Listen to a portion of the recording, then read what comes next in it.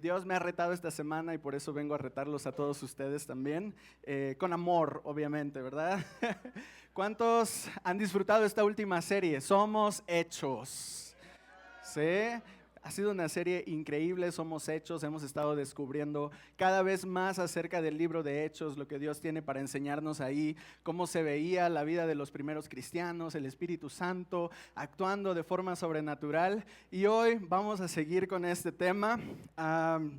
Y para quienes no me conocen, tal vez, yo soy Suriel Galindo, pero todos me conocen como Suri para la banda, para los amigos.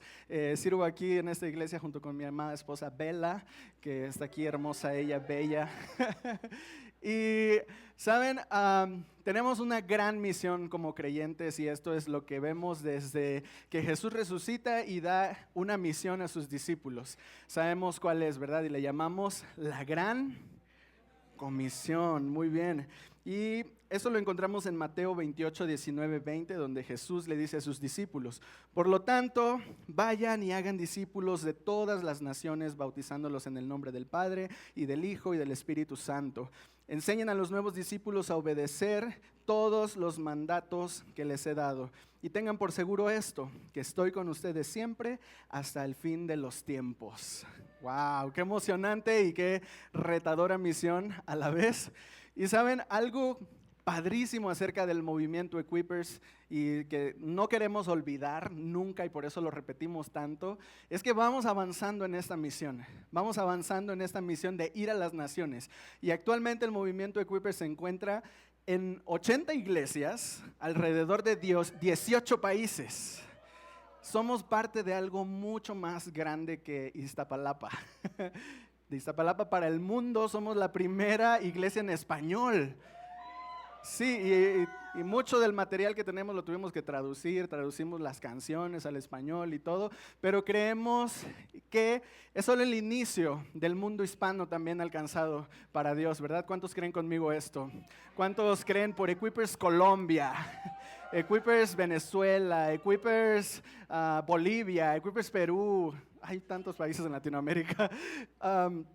Y saben, algo también que me gusta de justamente ser un movimiento global es que hacemos conexiones con tantas personas de culturas diferentes y podemos conocer a Dios también a través de la historia de otras personas. Y ese ha sido el caso cuando nos visitan el equipo misionero, por ejemplo, que ha venido de New Plymouth, en Nueva Zelanda. También nos ha visitado, por ejemplo, el pastor Peter Prothero. Él viene de Reino Unido, nos visitó, nos dio una cátedra increíble. También ha venido el pastor Sam Monk de Nueva Zelanda, el pastor Bruce, pastor Pat de Central Coast. Recientemente tuvimos a Wayne Levy en alabanza también. Sí, exacto. Entonces siempre es increíble poder conectar y seguir trabajando juntos para la misión, reconociendo que somos personas tan diferentes, contextos tan diferentes, y Dios nos sigue llevando a la misma misión una y otra vez, ¿verdad? ¿Cuántos se emocionan por eso? Vamos, aquí es un lugar lleno de gente diferente, pero unida por el mismo Dios, unidos por la misma misión. Y el año pasado, que Bella y yo estuvimos en Nueva Zelanda, conocimos a un chico que se llamaba Eli. Eli, en español, Eli. Y Eli era un chico delgado, alto, nos recordaba un buen a Emanuel, que estuvo aquí danzando, allá está Emanuel.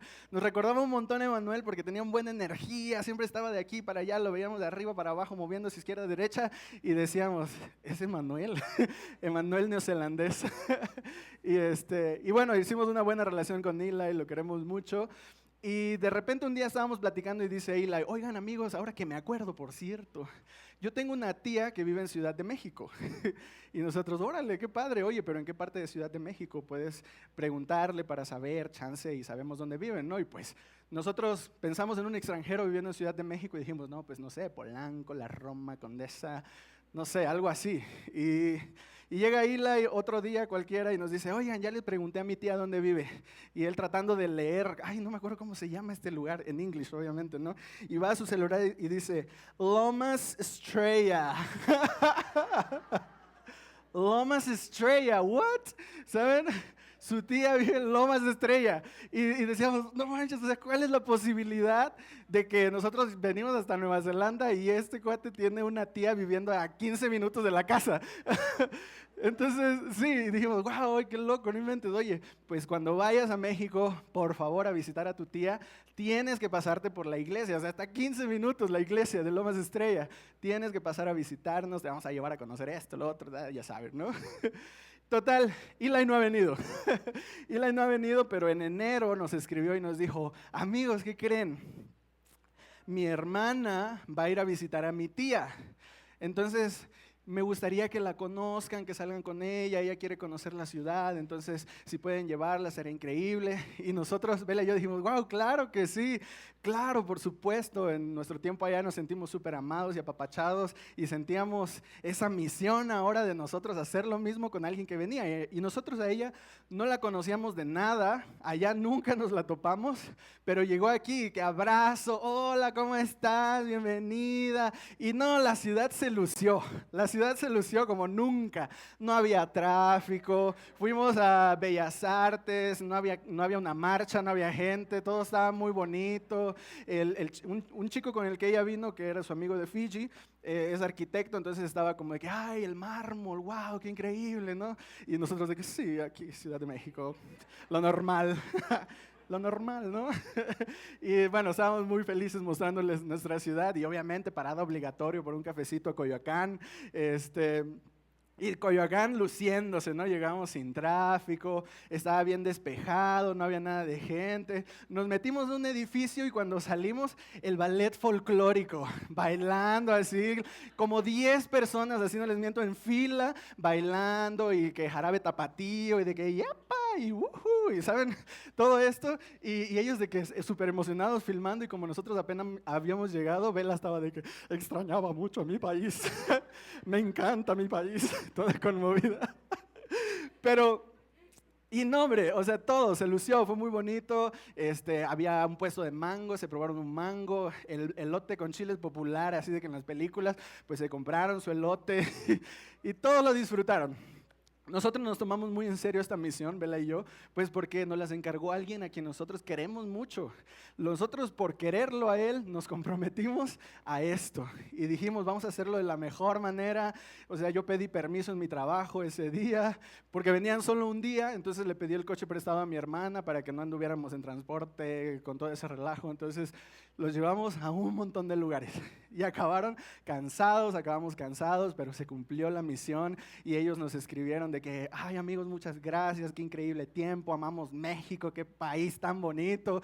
Y nuestro amigo Eli nos escribió y también nos agradeció mucho por el tiempo que habíamos pasado con su hermana. Todo mi aire se fue en esa historia.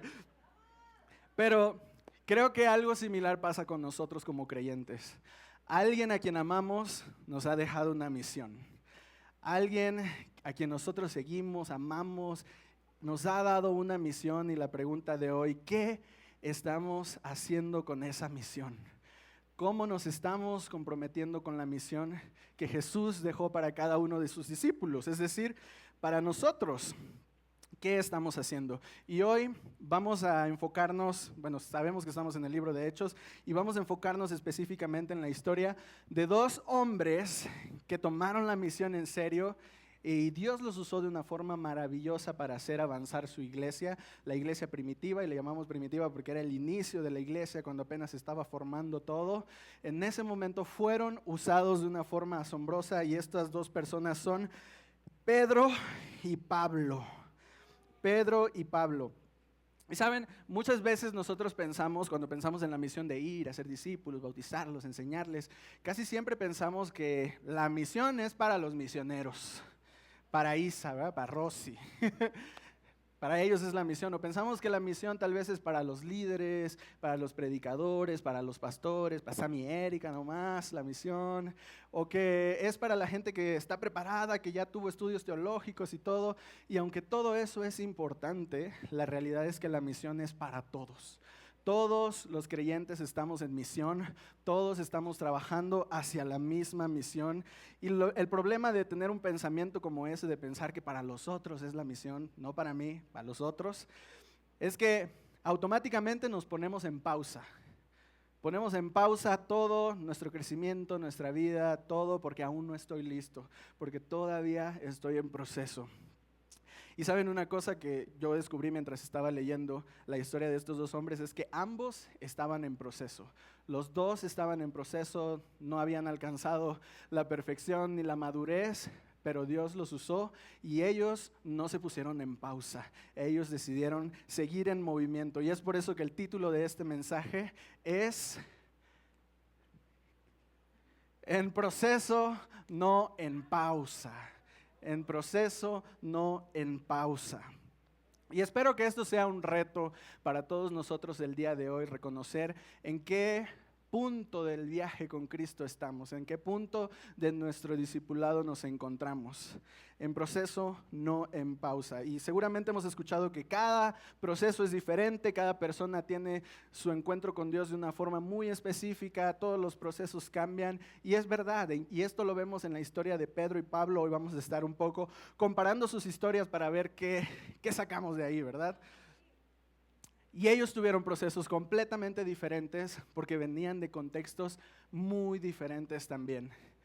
Venían de contextos muy diferentes. Y hay 3 llamados que Jesús les hizo a Pedro y a Pablo, y son los mismos 3 llamados que Él sigue haciendo a su iglesia el día de hoy. Entonces hoy vamos a ver los 3 llamados de Jesús. Los 3 llamados de Jesús, y vamos a comenzar con el número 1, que es ven, ven. Y Mateo 11:28 dice, vengan a mí todos los que están cansados y llevan cargas pesadas y yo les daré descanso. Vamos a comenzar con la historia de Pedro. En Lucas 5:1 al 11 encontramos la historia de Pedro, cómo fue llamado. Perdón, voy a moverme, amigos, es que está raro donde estoy. No estoy en medio ni en la orilla. ¿Sí? Ok, entonces Jesús predicaba en la orilla del mar de Galilea y de pronto ve 2 barcas.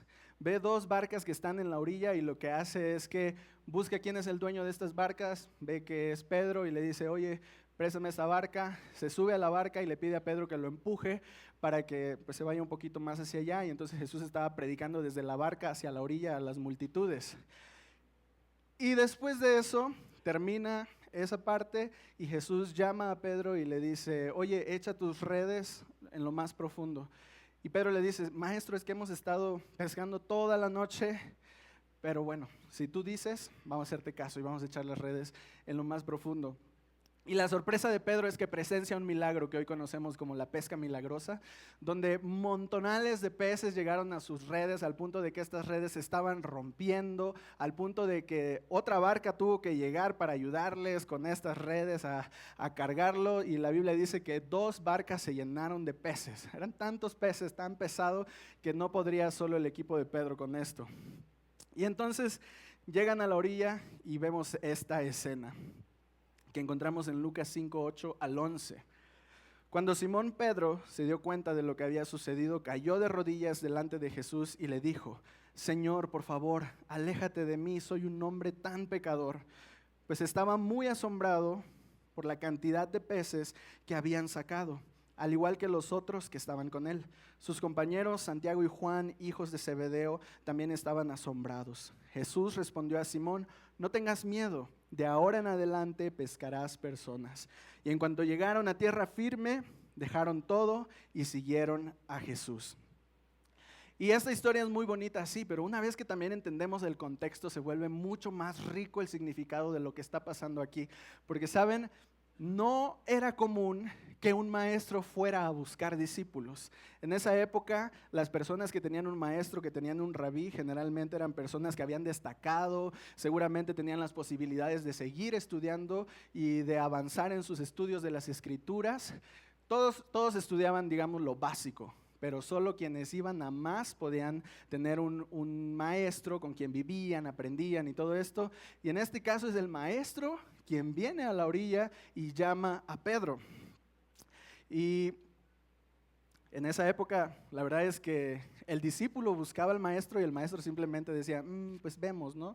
Luego como que lo evaluaba a ver si tienen las características que se necesitaban para seguirlo y solo entonces se podía tener a un maestro, pero este no fue el caso. ¿Y saben qué es lo que probablemente significaba que Pedro fuera un pescador? Esto es una conclusión, quiero aclarar, no es algo que lo dice la Biblia literalmente, pero el hecho de que fuera pescador, conociendo este contexto, probablemente significaba que Pedro no tuvo la oportunidad de continuar estudiando, continuar preparándose y seguramente volvió al oficio de la familia, que era la pesca. Y entonces Jesús llega ahí, tiene un encuentro y Pedro ve la oportunidad y no duda. Jesús lo llama, Pedro lo sigue, Pedro responde, Jesús le dice ven, Pedro dice voy. Qué maravilloso sería que en cuanto Jesús nos llame, nosotros digamos, claro, dejo todo lo que tengo aquí, no importa, vámonos. Ese fue el caso de Pedro. Era básicamente como si el profesor más prestigioso de la universidad llegara y te dijera, quiero que seas mi alumno. Si el mejor profesor de tu universidad llegara y te dijera, tú vas a estudiar conmigo, vente, vámonos a estudiar. Qué maravillosa oportunidad tuvo Pedro. Y por el otro lado tenemos a Pablo. Y vamos a conocer una historia completamente diferente a la de Pedro, porque Pablo creció estudiando las Escrituras a los pies de Gamaliel, que era un fariseo muy conocido y de mucha influencia en esa época. Además de eso, Pablo, bueno, en ese momento era conocido como Saulo. Saulo gozaba de una ciudadanía romana y sabemos que en esa época el imperio romano era el que ponía las reglas del juego. Entonces, Saulo tenía ciudadanía romana y eso le daba muchos derechos importantes, además de que le daba protección legal, que después en la Biblia vemos cómo Pablo usa eso sabiamente para salir de algunos problemas en los que se metió por ser seguidor de Jesús. Saulo, con esta preparación, era como de que ya me la sé. Yo sé todo lo que se necesita saber, estaba completamente preparado al punto de que cuando surge este movimiento de Jesús, sabemos que Jesús captó la atención de todos los fariseos y todos pues estaban en su contra pensando que estaba atentando contra la pureza del judaísmo y Saulo era uno de esos fariseos también. Entonces Saulo estaba en contra del movimiento de Jesús, en contra del movimiento de los cristianos, creía tener la verdad al punto de que se convirtió en un perseguidor de cristianos, y no solo un perseguidor, sino un asesino de cristianos también. Y no solo eso, Pablo tenía la influencia necesaria para esta posición, entonces conseguía los permisos necesarios para con la ley encarcelar a los cristianos. Qué locura. Bueno, este es Saulo todavía no le empiezan a llamar Pablo, perdón, muchas veces yo me sigo confundiendo, Pablo, Saulo, Simón, Pedro, muchos nombres. Y bueno, en Hechos 9 por fin vemos su conversión. En Hechos 9 es donde Jesús se encuentra con él y esto es después de la resurrección. Saulo no caminó con Jesús como con Pedro, digamos, en vida durante su ministerio, sino que después de la resurrección, Saulo pide una carta para que pueda ir a Damasco a arrestar a todos los cristianos que hay ahí. Y entonces, mientras va camino a Damasco, se le aparece una luz. Y esto es lo que pasa en ese momento. Vamos a ver este pasaje en Hechos 9 del 4 al 9. Dice, Saulo cayó al suelo y oyó una voz que le decía, Saulo, Saulo, ¿por qué me persigues? ¿Quién eres, Señor?, preguntó Saulo. Yo soy Jesús a quien tú persigues, contestó la voz. Ahora levántate, entra en la ciudad y se te dirá qué debes hacer. Los hombres que estaban con Saulo se quedaron mudos, porque oían el sonido de una voz, pero no veían nada, no veían a nadie, perdón. Saulo se levantó del suelo, pero cuando abrió los ojos estaba ciego. Entonces sus compañeros lo llevaron de la mano hasta Damasco. Permaneció ahí, ciego, durante 3 días, sin comer ni beber. Ya estando en Damasco, hay un hombre en Damasco que se llama Ananías y el Señor le habla a Ananías y le dice, ve a esta casa porque ahí vas a encontrar a un hombre que se llama Saulo y le vas a imponer manos para que sea sanado y él va a recibir el Espíritu Santo en ese momento. Y Ananías tuvo la reacción que yo tendría, dijo, pero ese señor es un perseguidor de cristianos, ¿qué me estás diciendo, Dios? O sea, ¿se dan cuenta de lo que Dios le está pidiendo a Ananías? De que este perseguidor de cristianos que trae una carta para arrestar a los cristianos en este lugar, tú tienes que ir ahí para orar por él. No sé tú, pero a mí me sonaba como una trampa. Sonaba como una trampa, como de que, te caché, no quería que oraran por mí. Solo quería arrestarte, manos arriba. No sé. Sonaba todo lo equivocado que podrías hacer como cristiano en esa época, era ir a orar por un perseguidor de cristianos. Pero entonces el Señor le dice esto a Ananías en Hechos 9 del 15 al 16. El Señor le dijo, ve porque Él es mi instrumento elegido para llevar mi mensaje a los gentiles y a los reyes, como también al pueblo de Israel.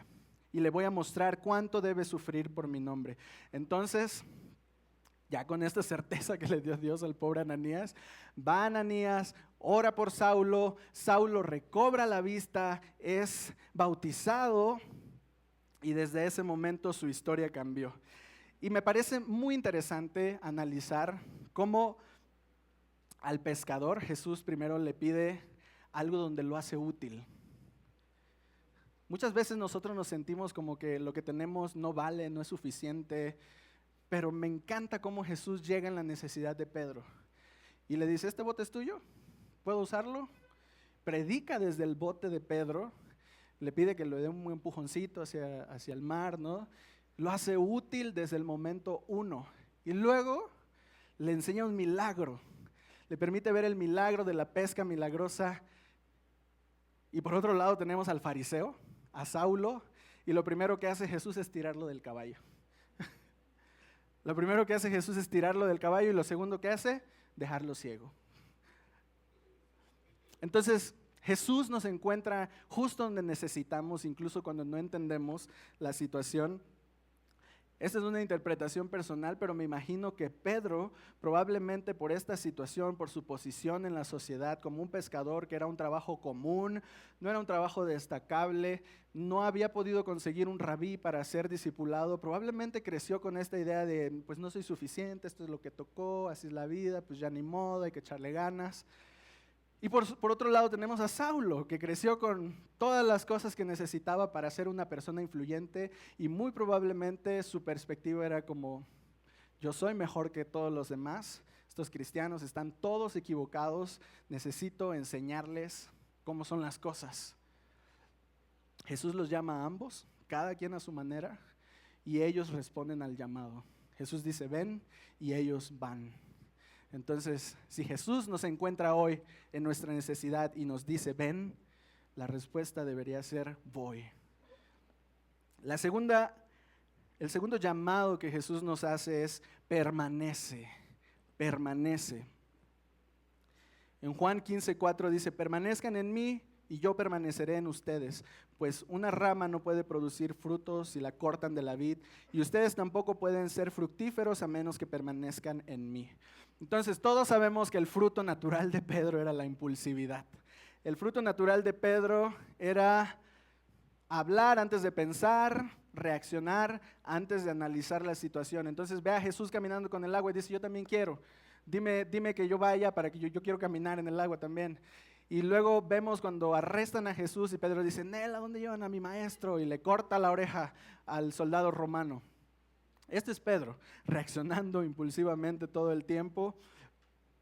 Y me hace pensar que tal vez Pedro estaba todo el tiempo tratando de demostrar, Señor, mira, sí valió la pena. Sí valió la pena que me escogieras a mí. Sí, aquí estoy, yo te voy a defender, yo te voy a amar, yo no te voy a abandonar, yo te voy a seguir a donde tú vayas, Señor. Vale la pena que tú me hayas escogido. Parecía que Pedro estaba pues obsesionado por demostrar por sus propios medios que él realmente estaba comprometido con la misión, que él realmente amaba a su maestro.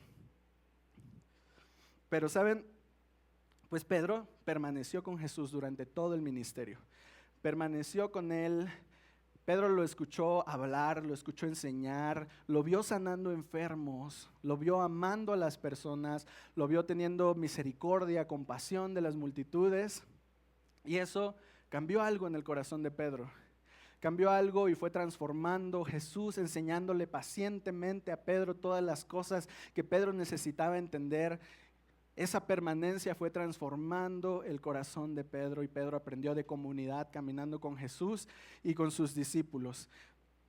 Y tal vez se preguntan, pero ¿cómo que Pedro permaneció si hasta negó a Jesús? Y sí es cierto, Pedro negó a Jesús y fue algo que le dolió hasta los huesos, porque vemos en Lucas 22:6 que dice que Pedro lloró amargamente después de haber negado a Jesús. Pedro lloró amargamente. Pedro no pudo continuar con su vida normal después de haber negado a Jesús porque su corazón había sido transformado y ahora él reconocía que lo que había hecho no había sido la mejor decisión. Esa permanencia llevó a Pedro a reconocer que eso había sido algo, un pecado que le había costado mucho en ese momento. Entonces, permanecer no solo significa quedarse, también significa permitir que ese tiempo cerca de Jesús me transforme. Permitir que ese tiempo cerca de Jesús me transforme. Amén. Los noto muy callados. Hace mucho calor, ¿verdad? ¡Vamos! Sí. Ok. Entonces, en el caso de Pablo, Jesús pudo haberlo enviado directamente a predicar, de que lo tira del caballo, lo deja ciego y le dice, vete a predicar. Y ya, Pedro se convierte en esta leyenda que conocemos, pero no lo hizo de esta manera. Lo que primero hizo fue ponerlo en manos de otras personas, ponerlo en manos de otras personas. Y fíjense, en vez de darle la vista automáticamente, bueno, ya te quedaste ciego, toma, ahí está la vista. No, lo que hizo fue que lo usó a Ananías para que Ananías orara por Pedro y Pedro recuperara la vista. Más adelante Pedro intentaba entrar en el círculo cristiano, pero obviamente otra vez era como de que está muy sospechoso este señor, ¿no? Pablo, ay perdón, gracias. Les digo que son tantos nombres, amigos. Pablo intenta entrar, pues obviamente en la nueva familia en la cual había sido adoptada, pero nadie le creía. Entonces decían, esto parece muy sospechoso, como que este señor primero persigue y luego dice, ay sí, de que yo creo en Jesús, ¿cómo crees? ¿Cómo crees que vamos a caer en eso, Pablo? Pero llega un hombre que se llama Bernabé y el Señor usa a Bernabé para abogar por Pablo y dar fe de que efectivamente él había sido transformado. Y gracias a la intervención de Bernabé fue que los demás cristianos creyeron en Pablo y lo aceptaron en la comunidad. Y no solo eso, sino que Pablo siguió sirviendo, siguió preparándose, aprendiendo en la iglesia local junto con Bernabé, ministrando en una iglesia en Antioquía. Sé que es mucha información, amigos, pero vale la pena. Vale la pena. Vale la pena. Entonces, vemos a un hombre común como Pedro, que lo deja caminar en persona con él. Jesús camina en persona con él, le da sus enseñanzas. Pedro es testigo presencial de todo el ministerio de Jesús. Él ve todas estas cosas, todos los milagros, es un testigo viendo directamente todo esto y aprende de comunidad junto con Jesús. Pero Pablo no necesita un rabí. Pablo ya había sido preparado, pero Pablo lo que necesitaba era ser humillado. Pablo lo que necesitaba era a otras personas. Pablo necesitaba comunidad. Entonces fue preparado y procesado a través de la comunidad, a través de depender de otros. Desde el momento uno en que cayó del caballo, se quedó ciego y sus sirvientes tuvieron que llevarlo del brazo hasta ese lugar donde se encontraría con Ananías. Y eso nos da un indicio de que esta parte del proceso de permanecer no es simplemente algo individual, no es algo simplemente aquí entre mí y Dios, entre yo y Dios, sino que es algo comunitario también. Sí es importante, obviamente, nuestra relación con Dios personal, permanecer cada día con Él en oración, ayuno, leyendo su palabra, pero también es una acción de comunidad y eso lo vemos en la historia de Pablo, donde Jesús le enseña primero a hacer comunidad antes de llegar al tercer llamado que tenemos. Pero antes de eso, les dejo una frase. La misión cambia al mundo, pero permanecer cambia al mensajero. Permanecer nos cambia a nosotros. Y entonces vamos a este tercer llamado que recibimos, que es ve. Primero Jesús nos dice, ven, luego permanece y luego nos dice, ve. Ve, y aquí volvemos otra vez a nuestro versículo del inicio que habla acerca de la misión, Mateo 28:19, vayan y hagan discípulos de todas las naciones, bautizándolos en el nombre del Padre, del Hijo y del Espíritu Santo, enseñen a los nuevos discípulos a obedecer todos los mandatos que les he dado, y tengan por seguro esto, que estoy con ustedes siempre hasta el fin de los tiempos. Después de venir a Jesús, después de permanecer en Jesús, ahora es tiempo de ir. Ahora es tiempo de ir. Y Jesús no llama a Pedro y a Pablo para solo transformarlos y darles una bonita historia para contar, para que cuando les pregunten, pues ellos cuenten acerca de Jesús, pero solo se quedan cómodos con eso. No, Él los está llamando y los está transformando para algo mayor, para enviarlos, para hacer crecer a su iglesia, para un propósito mucho más grande de lo que ellos imaginaron y de hecho para un propósito mucho más grande que sus propias vidas, para algo más grande que sus vidas que nos sigue tocando hoy, aquí en nuestros tiempos. Pedro recibió al Espíritu Santo en Pentecostés y Pablo recibió el Espíritu Santo después de su conversión, cuando Ananías ora por él. Y esto nos deja ver que ninguno fue enviado porque fuera perfecto, sino que fueron enviados porque fueron llenos del Espíritu Santo. Fueron llenos del Espíritu Santo y eso fue lo que los capacitó para ir a la obra, para ir a la misión donde estaban siendo, que Dios los estaba mandando. Entonces Pedro, y aquí vemos cómo Dios, esta es la prueba más evidente, digamos, o más escandalosa, lo que más se ve, la prueba de que Dios redimió las historias de estas personas, de estos dos hombres. Y generalmente o vemos un lado, cuando Pedro era pescador, o el otro lado, cuando Pedro predicó. O vemos un lado cuando Saulo era perseguidor de cristianos, o el otro lado cuando se convierte en Pablo y Pablo predica, planta iglesias y todo esto. Pero hay algo en medio de todo eso y es la permanencia. Cuando permanecieron. Y entonces en Hechos ya vemos todas sus historias siendo redimidas, Dios usándolos por completo en ministerio. Y Pedro, el mismo que había negado a Jesús unas semanas antes, ahora estaba predicando en Pentecostés con una valentía, con unas palabras que solo podían venir de Dios, al punto de que en esa predicación se convirtieron nada más y nada menos que 3,000 personas. 3,000 personas se convirtieron porque Pedro decidió venir, permanecer e ir. Decidió seguir el llamado y fue usado. Y no solo eso, más adelante en Hechos lo vemos sanando, lo vemos enfrentando persecución con valentía, los vemos predicando ante las autoridades, también alcanzando a los gentiles como cuando visita a Cornelio.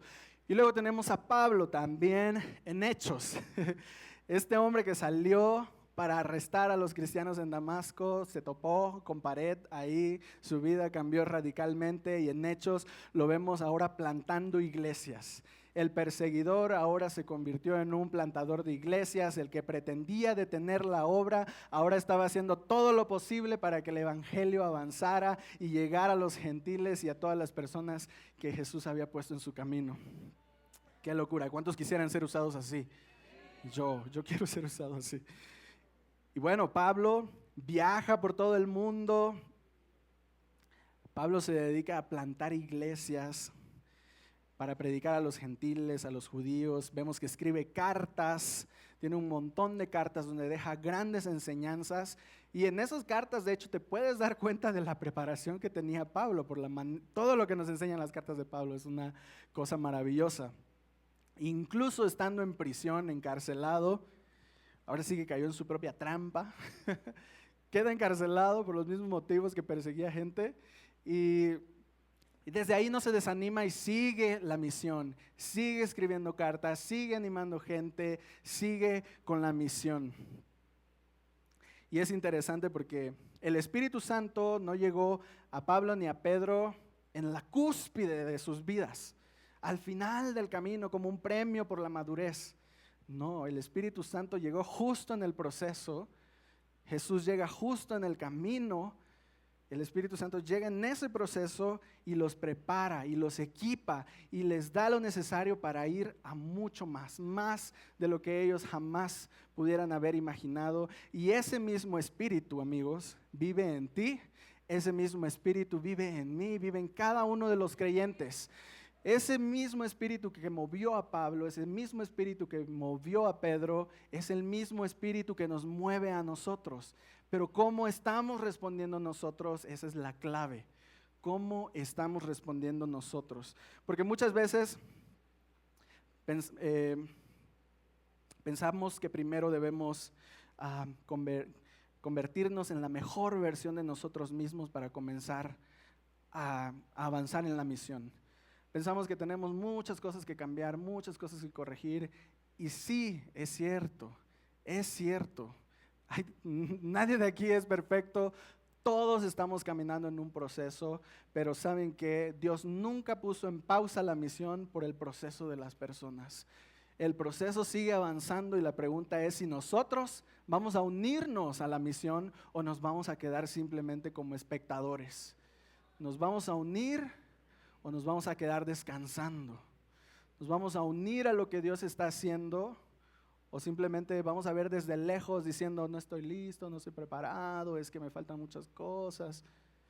¿Qué vamos a hacer con el llamado que Dios está poniendo en nuestras vidas? ¿Qué vamos a hacer si Jesús dice ven, si Jesús dice permanece, si Jesús dice ve?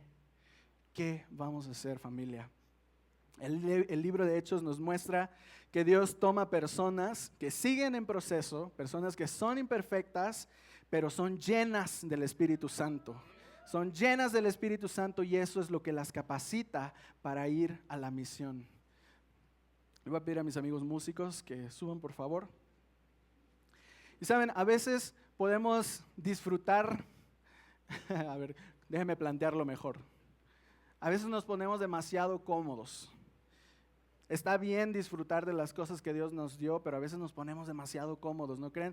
Disfrutamos tanto del perdón de Dios, disfrutamos tanto de la comunidad, de la prefiesta, disfrutamos tanto de mi grupo Connect, qué increíble grupo, lo amo.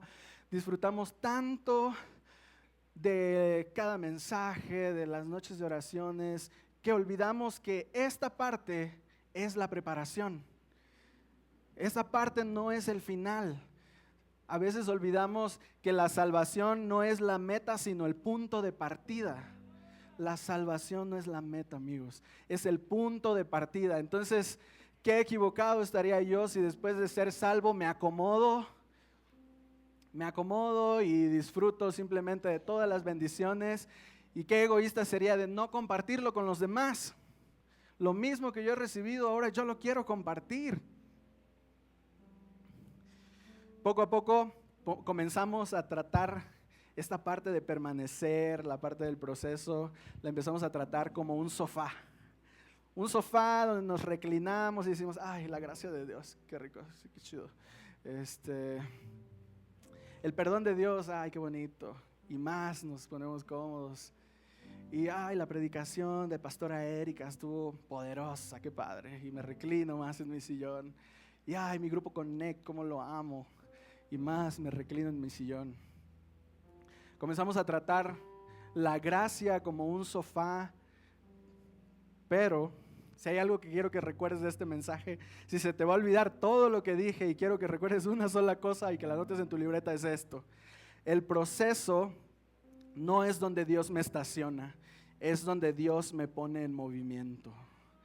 El proceso no es donde Dios me estaciona, es donde Dios me pone en movimiento. Vamos, gracias a Dios. Y el problema es que muchas veces seguimos poniendo la excusa de estoy en proceso. Todos estamos en proceso. Todos estamos en proceso. Todos seguimos caminando, todos seguimos luchando, todos seguimos tropezando, todos estamos en proceso. Pero ¿cómo estoy viendo ese proceso? ¿Como un lugar donde me relajo, descanso, o un lugar donde Dios me está activando, donde Dios me está dando, donde yo estoy aprendiendo, donde estoy siendo discipulado, donde estoy siendo entrenado para la misión. Dios nunca puso la misión en pausa esperando que Pedro dejara de ser impulsivo. Ni puso la misión en pausa esperando que Saulo, después Pablo, comenzara a entender todo, que todos los cristianos lo abrazaran y dijeran, somos amigos. Fue un proceso, pero Dios comenzó a trabajar en medio de ese proceso y Pedro y Saulo, vemos en sus historias que se activaron, respondieron al llamado y se pusieron en acción. No se quedaron cómodos, comenzaron a trabajar en la obra, dieron sus vidas, lo dejaron todo. Dios decidió avanzar el reino con personas que todavía seguían siendo transformadas y hoy en día sigue avanzando su reino con personas que siguen siendo transformadas. Él nos sigue usando a pesar de quienes somos. Y eso significa que tal vez el mayor peligro para nosotros no es que estemos en proceso, porque a veces vemos el proceso como algo negativo, ¿no? Estoy aquí estancado en el proceso, pero no es el peligro estar en el proceso. El peligro, el verdadero peligro es usar el proceso como excusa para quedarnos donde estamos. Ese es el verdadero peligro. Usar la excusa una y otra vez y cuando el pastor ve algo en ti, te invita y te dice, oye, deberías liderar un grupo con él. Es que estoy en proceso. O el Señor te muestra, oye, deberías ir a predicar, te pone el corazón de ir a hablar con una persona, hablarle acerca de tu historia, tu testimonio, pero algo te detiene y dices, es que estoy en proceso. Es que estoy en proceso, todavía estoy batallando con muchas cosas, ¿cómo voy a ir a hablar con esa persona? Y alguien te invitó a su grupo Connect, lo que sea, pero dices, es que estoy en proceso.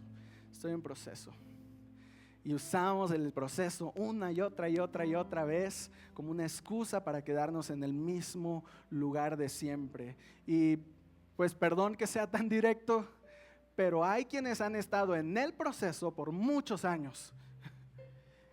Y eso me enoja porque Dios tiene tanto para nosotros, tiene tanto para dar, tiene tanto para enseñar y no puede ser que seguimos poniendo la excusa de estoy en proceso. Pues ¿cuántos años más vas a estar en proceso? ¿Cuántos años más? ¿Cuánto tiempo más? Si Dios nos quiere activar hoy, si Él nos quiere dar su espíritu y no se trata de mi proceso, se trata de lo que Él quiere hacer. Vamos, dale un aplauso a Dios porque es Él quien nos prepara.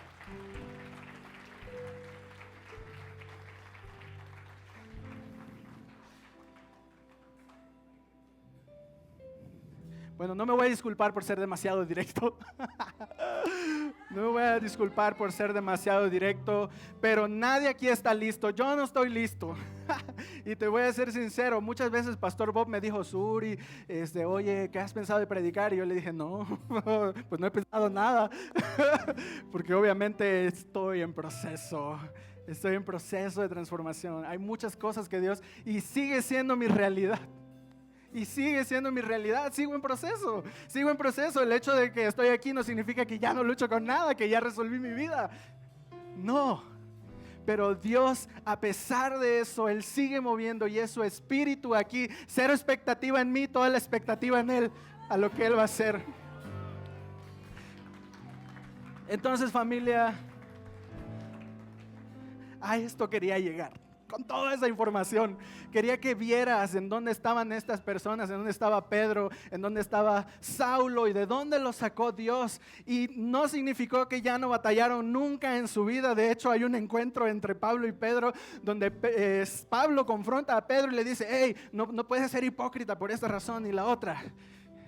Se encontraron en el camino y el uno se necesitaba al otro. ¿Y sabes por qué? Porque si el evangelio solo estuviera a Pablo, el increíble hombre de influencia preparado, entonces todas las personas que no tienen la misma preparación que Pablo pensarían que el evangelio no es para ellos.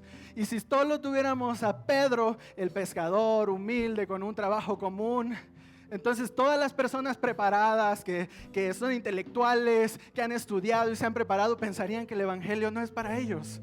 Pero Dios quiere hacer algo especial a través de cada uno de nosotros, con las herramientas que Él nos ha dado a cada uno de nosotros. Porque hay personas que nos van a escuchar solo a nosotros. Es esa persona en tu familia que es complicada, pero que por alguna razón solo te hace caso a ti. Cuando pide un consejo no escucha a nadie, pero a ti por alguna razón te hace caso. Adivina qué, Dios te puso ahí.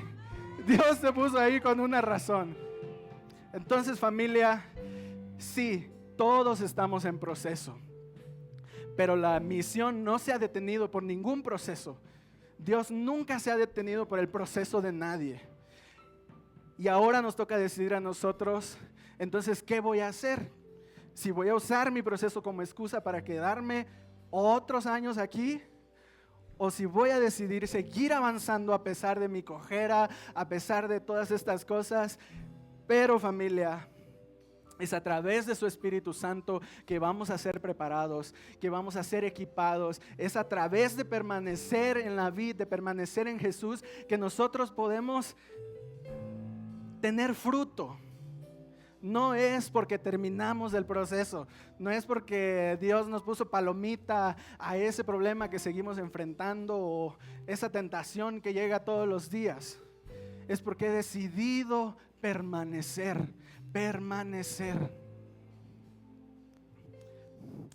Y quiero hacer aquí una aclaración importante que me parece sumamente importante hacer, que el hecho de que Dios nos use a pesar de nuestro proceso no significa entonces, bueno, como, no sé, el pastor me había dicho que como estoy en proceso debería relajarme en alguna situación, y porque a veces es necesario para algunos procesos relajarse, no pararse.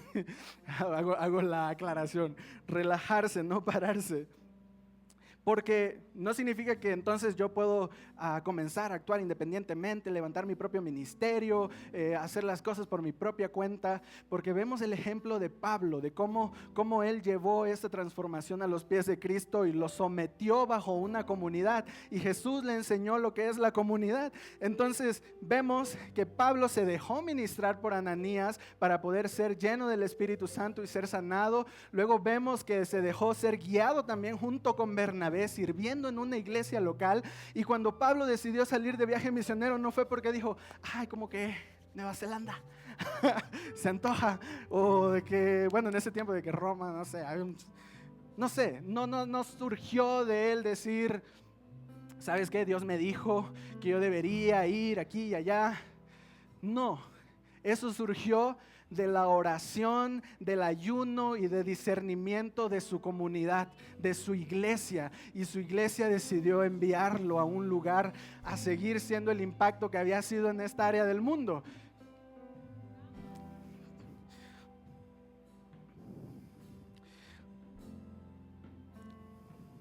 Entonces, eso es una. Y otra muy importante es que la meta tampoco es que me voy a esforzar y voy a hacer todas estas cosas en el proceso porque quiero alcanzar una plataforma, porque quiero que alguien ponga un micrófono en mis manos para poder hablar, predicar, estar enfrente. Y eso es algo muy bonito si Dios lo puso en nuestro corazón, pero si Dios lo puso en nuestro corazón y si Dios también lo respalda a través de su iglesia, la iglesia prepara y Jesús transforma dentro de esta comunidad, pero usa a la iglesia para enviar a las personas también. Dios usa a su iglesia para discernir, y por eso cada vez que hay una idea, algo buscamos consejo. Y Proverbios dice, hay sabiduría en buscar consejos, no en tomar yo mis propias decisiones porque pienso que Dios me dijo esto. Consejo, siempre buscando la comunidad, siempre buscando la afirmación de Dios en todas nuestras decisiones. Y además, no todos fuimos llamados a influir en la misma área. La iglesia funciona y la misión avanza cuando todos somos fieles en el área que Dios nos puso. Y qué bonito y qué hermoso es descubrir dónde Dios nos ha colocado para hacer y llevar ese mensaje que Él quiere llevar a las personas. ¿Dónde te ha colocado Dios a ti? Tal vez a ti te ha dado, por ejemplo, una plataforma en redes sociales. Y qué padre y qué bonito, y seguramente Dios te va a usar ahí, pero también tal vez Dios te dio una plataforma en tu escuela, con tus estudiantes. Te dio una plataforma en tu familia, que es el primer lugar donde Dios nos llama. Hay tantos lugares donde el Señor nos está llamando y a veces nos enfocamos solo en uno. Quiero alcanzar ese Dios. Y Dios está diciendo, es que mira, tienes esto y ya te capacité para esto y te estoy diciendo, ve a eso.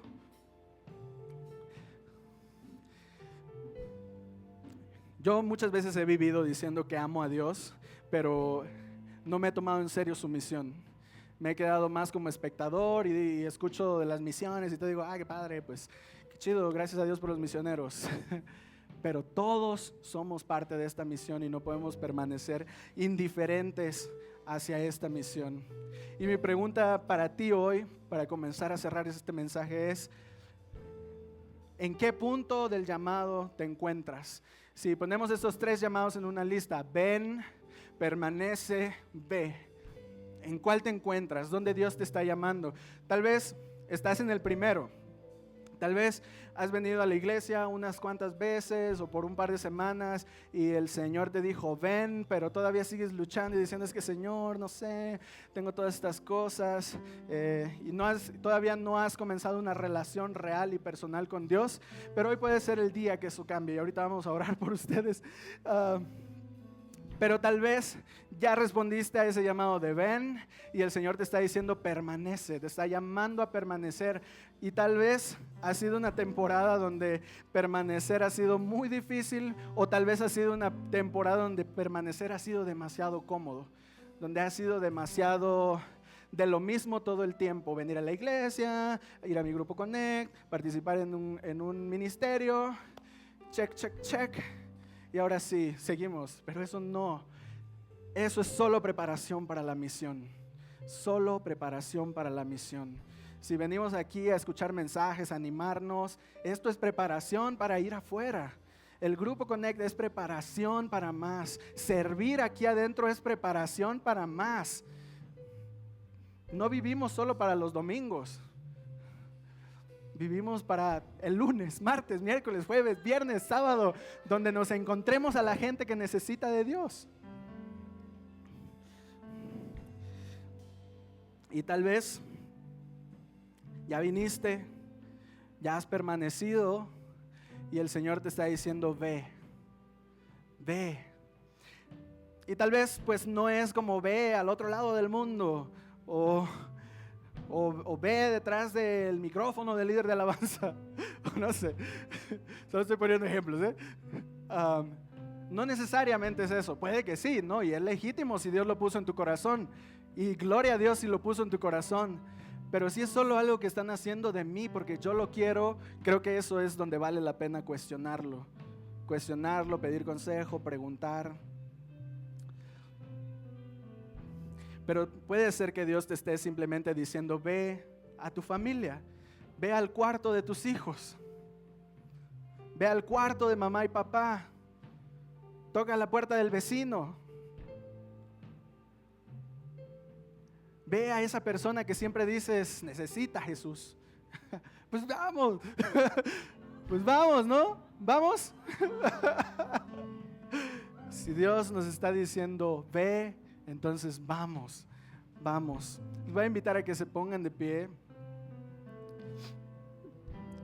y simplemente reflexionar en qué me está llamando el Señor esta mañana, o en qué me ha estado llamando durante toda esta temporada, porque muchas veces pensamos que el Señor no está obrando, que le pedimos y oramos y no responde, cuando en realidad solo no hemos comenzado a dar pasos. No hemos comenzado a caminar a donde Él nos está llamando. Entonces te invito a que cierres tus ojos y reflexiones en estas cosas y le preguntes al Espíritu Santo, ¿dónde es que me estás llamando?